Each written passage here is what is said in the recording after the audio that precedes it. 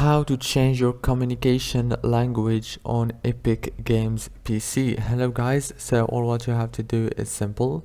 Go to Epic Games. As you can see right here, this is the home page. Now go here, click on Unreal Engine and go down to settings. Now after you click on settings, just go here and scroll down. If you didn't find manage account option right here, go back and click on your name and click manage account.